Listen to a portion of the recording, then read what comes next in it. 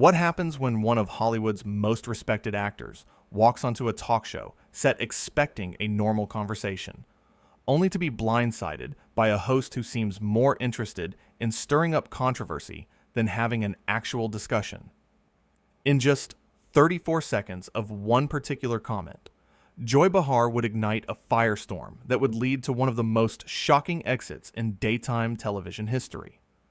Samuel L. Jackson settled into the guest chair on Joy Behar's show, relaxed and ready for what he thought would be a friendly chat about his latest film project. The audience applauded warmly as he greeted the host with his signature charm. But what started as a typical celebrity interview was about to take a turn that nobody in that studio could have predicted. "So Samuel," Joy began, leaning forward with a smile that didn't quite reach her eyes, "let's talk about your career. You've played a lot of, how should I say this, aggressive characters over the years." Samuel nodded, politely. "Well, I've played a wide range of roles. Action heroes, dramatic parts, comedic characters. That's what acting is all about."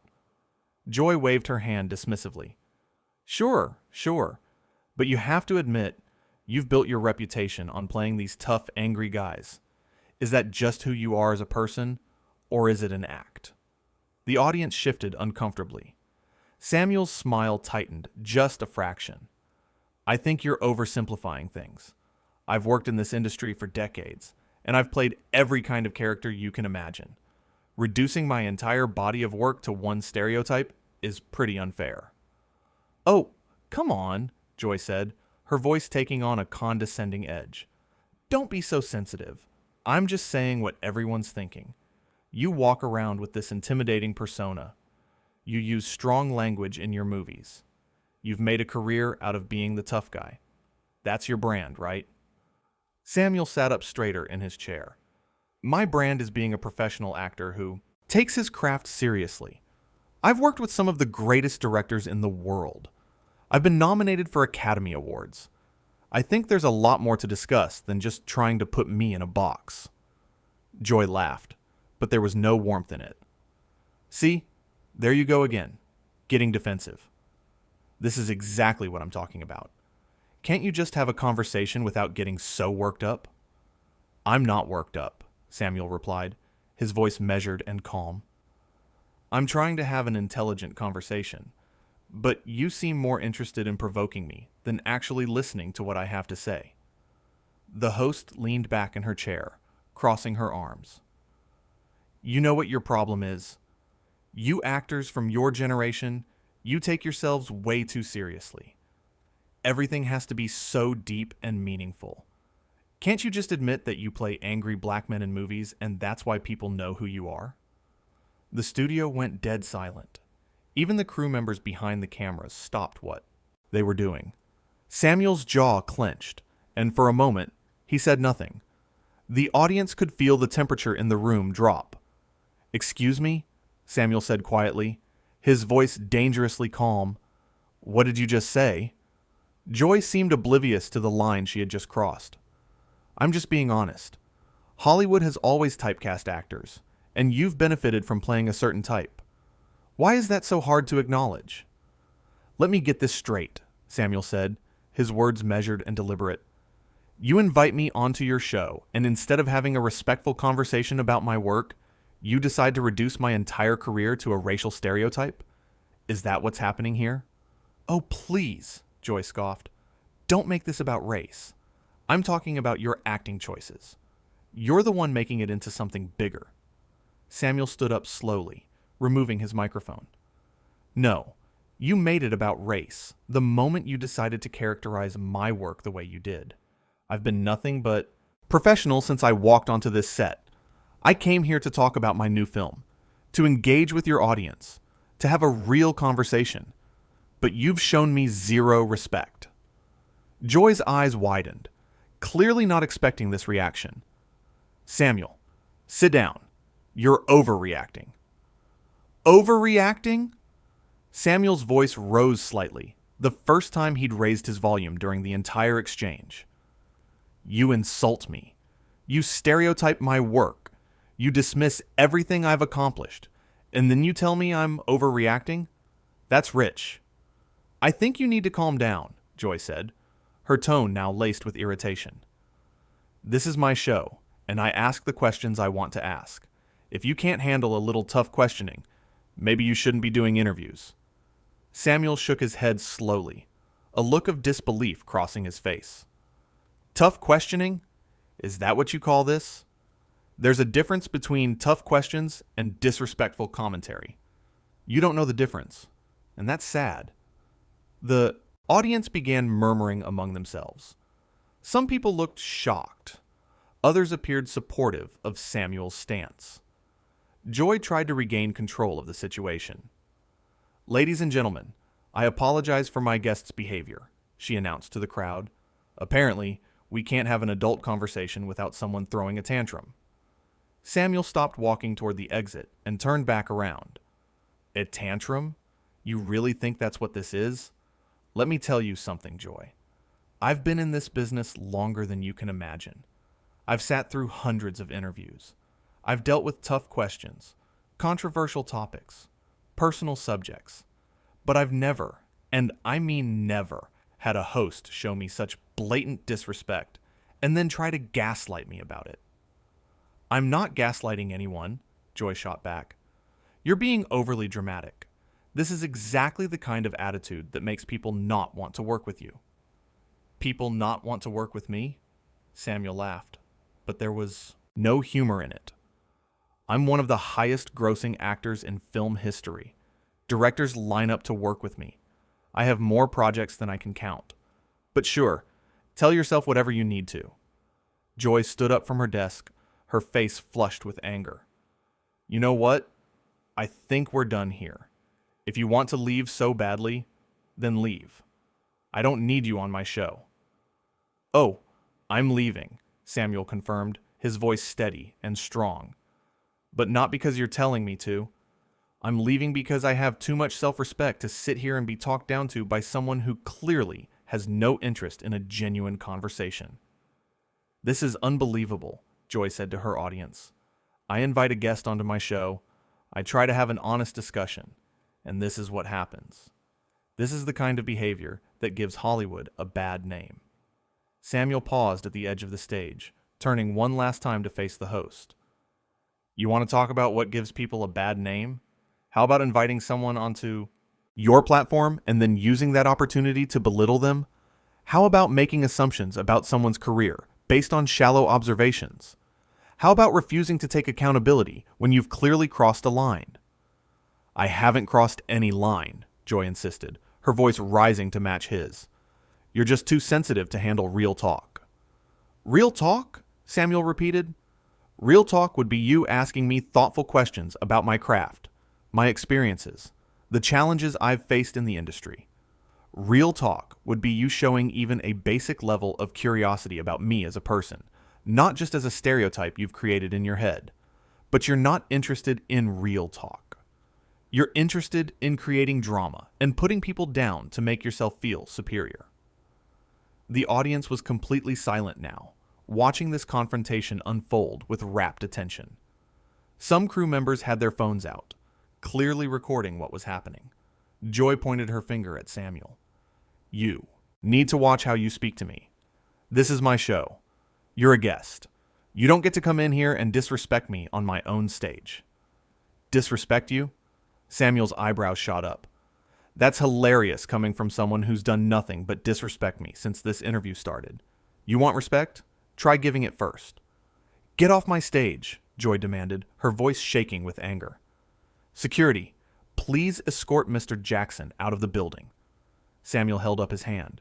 No need for security. I know where the exit is. I've been trying to find it for the last 10 minutes. He looked directly at the audience. I apologize to all of you for this situation. You came here expecting to see a normal interview, and instead, you got to witness what happens when a host forgets that guests are human beings deserving of basic courtesy. Don't apologize to my audience, Joy snapped. They understand what really happened here. They saw you come in with an attitude and blow up over nothing. Over nothing? Samuel's voice was incredulous. You really believe that, don't you? You genuinely think that the way you spoke to me was acceptable. That's the saddest part of all of this. You don't even see what you did wrong. Joy crossed her arms again, her stance defiant. What I did wrong was invite you on this show in the first place. I should have known better. Your reputation precedes you, clearly. My reputation, Samuel said slowly, is that of a dedicated professional who shows up, does the work, and treats people with respect. Your reputation, after today, is going to be very different. Is that a threat? Joy asked, her eyes narrowing. It's not a threat, Samuel clarified. It's an observation. People are watching this. They're recording it. They're going to see exactly how this went down, and they're going to make their own judgments about who was in the wrong here. Joy laughed bitterly. Let them judge. I stand by everything I said. If you can't handle honest questions, that's your problem, not mine. Honest questions, Samuel repeated, shaking his head. You keep using that phrase. I don't think it means what you think it means. An honest question would be something like, what draws you to certain roles? Or, how do you prepare for your characters? What you did was make assumptions and present them as facts. That's not journalism. That's not even good conversation. That's just lazy and rude. The host threw her hands up in exasperation. I can't win with you. No matter what I say, you're going to twist it into something offensive. This is why these conversations are so difficult. Everyone's looking to be offended by everything. Nobody's looking to be offended, Samuel countered. But when someone says something offensive, we have the right to call it out. That's not being overly sensitive. That's called having standards. Standards, Joy scoffed. That's rich coming from someone who's made millions cursing in movies. Samuel took a deep breath, clearly trying to maintain his composure. You know what the difference is between my work in films and this conversation? In my films, there's a script, there's context, there's artistry. Everything serves a purpose. What you're doing right now, this is just mean-spirited for the sake of being mean-spirited. There's no purpose to it, except to try to make me look bad. You're making yourself look bad, Joy retorted. I'm just sitting here trying to do my job. Your job, Samuel said, his voice dropping to a quieter, more intense tone, should be to create meaningful dialogue, to bring out interesting stories from your guests, to give your audience something of value. Instead, you've turned this into a circus. And for what? For ratings? For clicks? For your own ego? Joy's face reddened. My ego? You're the one who walked in here acting like you're too good for my show. Like you're doing me some kind of favor by being here. I walked in here with nothing but good intentions, Samuel said firmly. I was happy to be here. I was looking forward to this conversation. But you made it impossible to have a positive interaction. Every question was loaded. Every comment was designed to provoke. You weren't interested in learning anything about me or my work. You just wanted to take shots.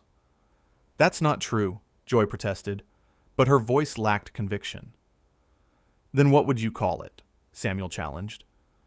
Explain to me how your approach today was anything other than hostile. I'm genuinely curious how you're going to justify this.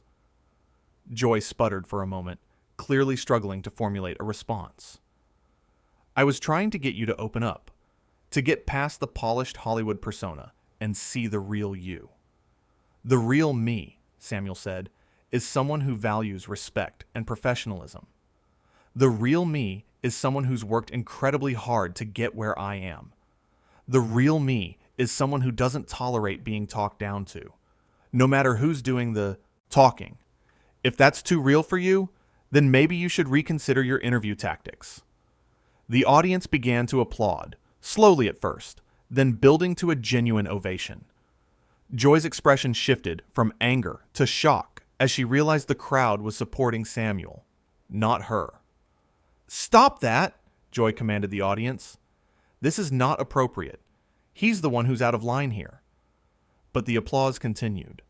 Samuel gave a small nod of acknowledgement to the crowd, a slight smile finally crossing his face. "See," Samuel said to Joy, "that's the difference between you and me. You think people are going to automatically side with you because this is your show, your platform, but people recognize authenticity. They recognize when someone's being genuine and when someone's being manipulative, and right now, they can see exactly what's happening." Joy's voice became shrill. "This is outrageous. I will not be humiliated on my own show. Security, I want him removed now." To security, guards hesitantly approached the stage, looking uncomfortable with the situation. Samuel held up his hands in a peaceful gesture. "Gentlemen, I'm leaving voluntarily," he told them. "No need for any drama." He turned back to Joy one final time. "I hope you take some time to reflect on this. I hope you think about how you treat your guests and whether this is really the legacy you want to leave in this industry. Because right now, you're not looking too good." "Get out," Joy hissed through clenched teeth. "Gladly," Samuel responded. He walked toward the exit with his head held high, his posture dignified despite the chaos around him. As he reached the door, he paused and looked back at the audience one more time. "Thank you all for your support. I'm sorry you had to witness this, but sometimes these things need to be addressed publicly. Take care of yourselves." With that, Samuel L. Jackson walked off Joy Behar's show, leaving behind a stunned audience, a furious host, and a moment that would be talked about for a very long time. The cameras continued rolling as Joy tried desperately to regain her composure, but the damage was done. The interview that was supposed to be a simple promotional appearance had turned into a masterclass in standing up for oneself with grace and dignity. Joy attempted to continue the show, turning to the audience with a forced smile. Well, that was certainly unexpected. I guess some people just can't handle tough questions. But the audience wasn't buying it. There were uncomfortable murmurs throughout the crowd. Someone near the front called out, "He was right, you know." Joy's smile faltered. "Excuse me?" "He was right," the audience member repeated, louder this time. "You were rude to him from the start. We all saw it." Other audience members began nodding and voicing their agreement. Joy's carefully constructed facade began to crumble in real time. "I don't think you understand what you saw," Joy tried to explain, her voice taking on a desperate edge. "This is how interviews work. You ask challenging questions. If he couldn't handle it, that's not my fault." But the crowd wasn't having it. More voices joined in, expressing disappointment in how the host had conducted herself. The energy in the studio had completely shifted. What was supposed to be Joy's domain, her territory, had turned against her. A producer rushed onto the stage, whispering urgently in Joy's ear. She nodded stiffly, clearly being told to wrap things up. The show cut to commercial break, but the damage to her reputation had already begun spreading beyond the studio walls. In those final moments before the break, as the cameras pulled back, viewers could see Joy sitting at her desk, her confident demeanor replaced with something that looked a lot like regret. But by then, it was far too late. Samuel L. Jackson had made his point, defended his dignity, and walked away with his integrity intact. The same could not be said for everyone involved in that interview. The confrontation had been building from the very first question, each exchange adding fuel to a fire that Joy had lit herself. She had underestimated her guest, assuming he would play along with her confrontational style. She had forgotten that respect is a two-way street, and that even in her own studio, she wasn't entitled to treat people poorly without consequences. As the credits began to roll and the audience filed out of the studio, conversations erupted about what they had just witnessed. Some people pulled out their phones immediately, sharing their accounts of the incident with friends and family. Others lingered, discussing among themselves whether they had ever seen anything quite like it on daytime television. The security guards who had been called to escort Samuel out stood awkwardly by the stage, uncertain of what to do now that the confrontation had ended. The crew members who had recorded the entire exchange on their phones knew they were sitting on something significant. The makeup artists and assistants backstage shook their heads, having witnessed the whole thing on monitors. Everyone involved knew they had just been part of something that would be discussed and analyzed extensively. But more than that, they had witnessed a powerful lesson about the importance of treating people with respect, regardless of the setting or the circumstances. Samuel L. Jackson had come to that studio expecting a professional interview. Instead, he had been forced to defend himself against disrespect and condescension. And he had done so with a level of class and composure that stood in stark contrast to the host's behavior. The whole incident served as a reminder that fame and success don't protect anyone from being treated poorly, but they also don't require anyone to tolerate such treatment. Samuel had every right to walk away, and he exercised that right at the precise moment when it became clear that the conversation was going nowhere productive.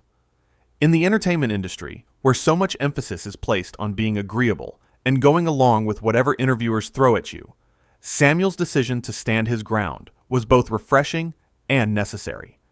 He had drawn a line in the sand, making it clear that there are limits to what he would accept. The fact that the audience supported him so clearly spoke volumes about how the exchange had actually played out. These weren't people who came in predisposed to take his side. They were Joy's audience, people who had chosen to attend her show. Yet even they could see that she had crossed a line. For Joy, the realization that she had lost her own audience must have been devastating. But it was a consequence of her own actions, her own choices in how to conduct the interview. She had prioritized confrontation over conversation, and in doing so, she had created a situation that spiraled completely out of her control. The cameras had captured every moment, every exchange, every escalation. There would be no way to spin this later, no way to reframe what had happened. The evidence was there for all to see. Samuel L. Jackson had walked into that studio as a guest. He walked out as someone who had stood up for himself with remarkable dignity and strength. He hadn't resorted to matching Joy's hostility. He had simply stated his case clearly, refused to be disrespected, and removed himself from a toxic situation. That kind of self-respect sent a powerful message. It told viewers that no platform is worth compromising your dignity. It showed that sometimes the most powerful thing you can do is simply refuse to participate in your own mistreatment. As the studio lights dimmed and the last audience members left, the echoes of that confrontation still hung in the air. Joy Behar's show would continue. The cameras would roll again. But something had fundamentally changed. A line had been drawn. A standard had been set. The production assistants backstage replayed the footage. Each time they watched it, the pattern became clearer. Joy had started with subtle digs. When Samuel responded calmly, she escalated. It was a masterclass in two completely different approaches. Samuel had remained composed throughout. Joy had become progressively more agitated. The contrast couldn't have been more stark. One of the younger producers turned to a colleague. He just refused to engage with her tactics. The colleague nodded, and the audience picked up on it. In the makeup room, artists discussed how relaxed Samuel had been before taping. He had joked with them, asked about their families. There had been no hint of the difficult personality Joy tried to paint. "He was lovely," one makeup artist said. She created that situation on her own. Throughout the building, everyone who witnessed the exchange processed what they had seen. Samuel had conducted himself with remarkable grace. Samuel hadn't needed to yell or make threats. He had simply stood his ground, articulated his boundaries, and followed through. It was a lesson everyone in that building would carry. The impact of that 34-second comment would ripple outward far beyond those walls.